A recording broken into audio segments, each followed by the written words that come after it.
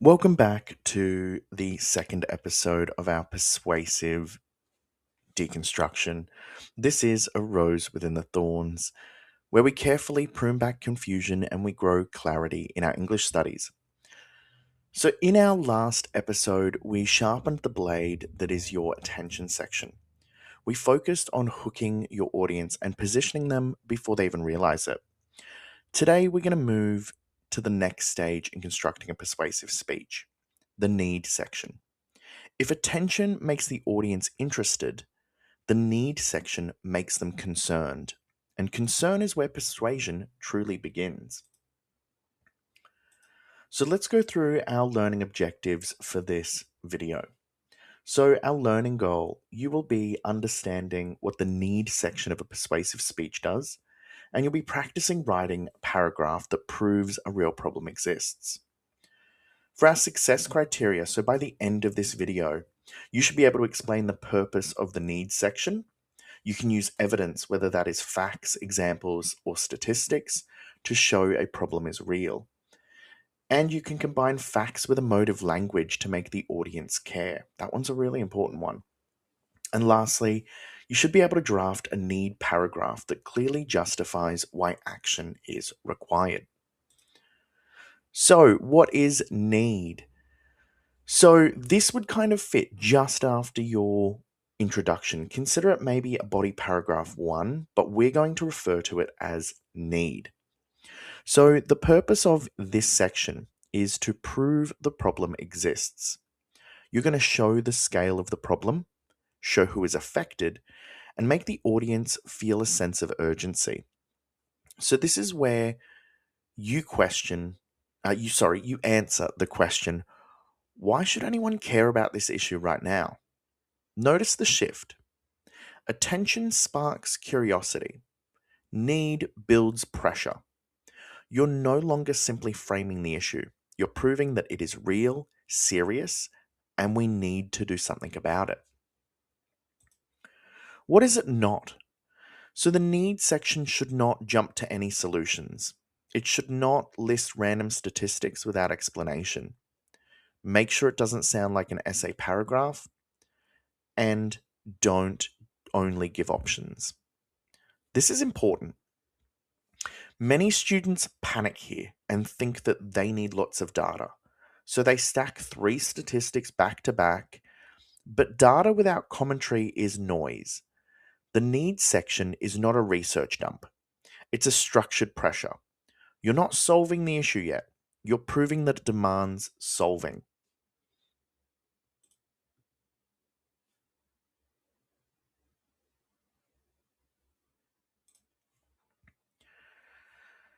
So, what does this look like? By the end of this paragraph, your audience should feel worried. They should feel responsible. Even better, you should make them feel uncomfortable, and they should be motivated to hear your solution. If the audience still thinks, oh, that's unfortunate, but that's probably not my problem, then your needs section has not worked. So let that sink in. Your job is to shift the issue from a distant to a personal, from abstract to immediate, from happening over there to happening right here.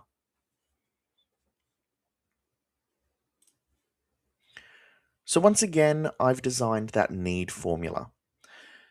It's easy when we follow these particular structures. So think of it as problem, then proof, then people, and pressure. So let's expand on that. So firstly, state the problem clearly. Be direct. Across Australia, rental prices are increasing at an unprecedented rate. You can see that I'm clear, I'm specific, and I'm grounded. You need to provide evidence. So, evidence can be in the form of statistics, research findings, expert opinions, or even real events that are reported within the news. So, evidence gives credibility. You could say something like, according to ABC News, rental prices have risen by over 30% in some regions over the past 3 years. But don't just stop there. You need to explain what that means. Why is it important that 30%, it's gone up 30%. Why are you talking about a rise? You need to make sure you're getting that urgency. Next, you're showing that human impact. So remind us who is affected. This is where persuasion becomes powerful. So families are now forced to choose between groceries and rent. Young Australians are delaying independence. Workers are commuting for hours because housing near employment is unaffordable. Statistics they tell you what the problem is. But human impact moves your audience. It makes them connected to the statistics or the evidence. And lastly, your emotive language. So make sure you're utilizing emotive techniques. Have loaded words in there. Use imagery. Describe the consequences and fall back on a rhetorical statement. Say something like, instead of saying, this is problematic, say something like, this is pushing vulnerable Australians to breaking point. It's a subtle shift, but it's got a stronger effect. And lastly, you need to increase urgency. So the final move here is pressure. You're going to say things like, if this continues, or unless something happens, or unless something changes, or the longer this persists.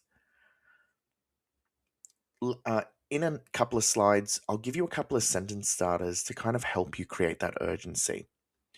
So urgency signals the delay equals damage. If we don't do something now, then it's going to be a problem. It prepares the audience for your solution. You're getting them scared, so when you suggest your solution, they're siding more with you. Let's have a look here at the teacher model. So, did you know that 72% of Australians believe youth crime is rare? Yet recent reports from the ABC across multiple states show a steady rise in offences involving young offenders. In some communities, families now avoid public spaces at night due to safety concerns.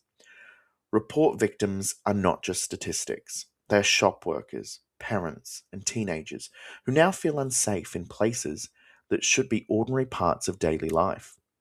When communities begin to live in fear, the issue stops being a news story and becomes a social crisis. So in here, I have the references. I reference the report from the ABC. I highlight rising offences. I show families avoiding public spaces, so I've got some imagery there. I use emotive language such as fear and crisis, and I strongly suggest that the issue is growing. Do you notice how it doesn't offer a solution just yet? It's building the pressure first. The solution comes in our later paragraphs. So, what do we need to do there? We need to look at our language techniques to really strengthen need. We've got two techniques, evidence with emotive. So our evidence techniques are things like statistics, research findings, expert opinions, and the real events.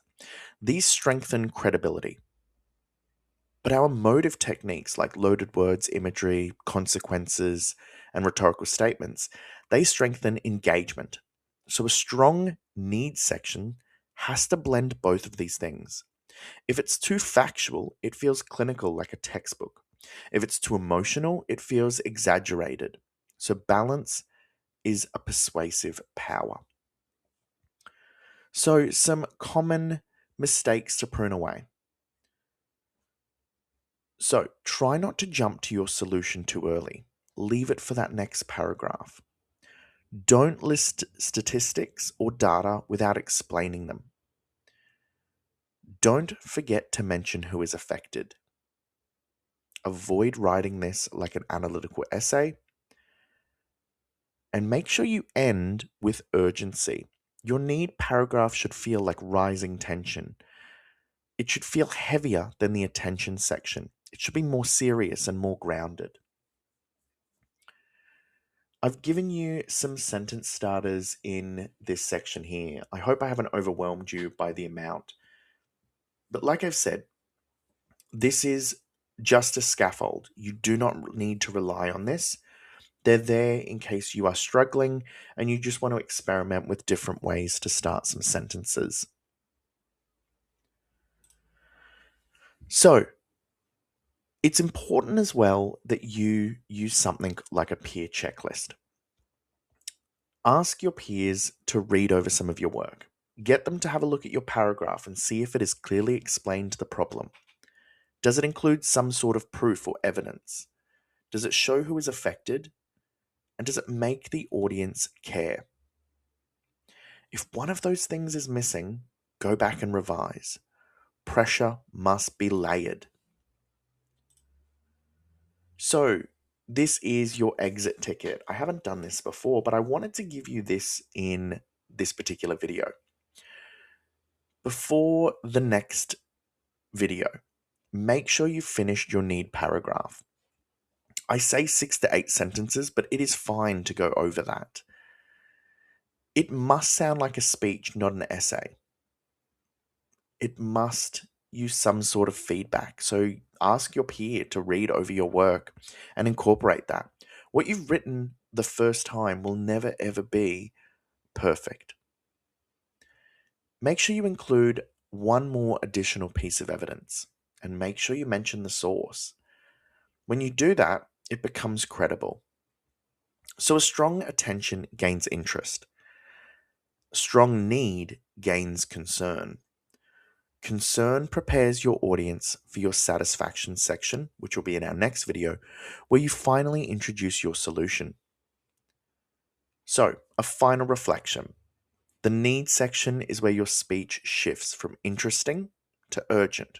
You've got my attention, now you're scaring me. It's where you prove that the issue is real, where you show that it is affecting Australians, and where you demonstrate that if we don't do anything, it's going to be dangerous. If attention opens the door, need closes it behind the audience. They're now inside the issue. They can't ignore it. Good luck. This has been A Rose Within the Thorns, where we carefully prune back confusion and grow clarity in our English studies. Next episode, we'll move into satisfaction, where pressure transforms into proposal. Until then, make sure you build your evidence carefully, layer emotion strategically, and let the urgency rise. Thank you.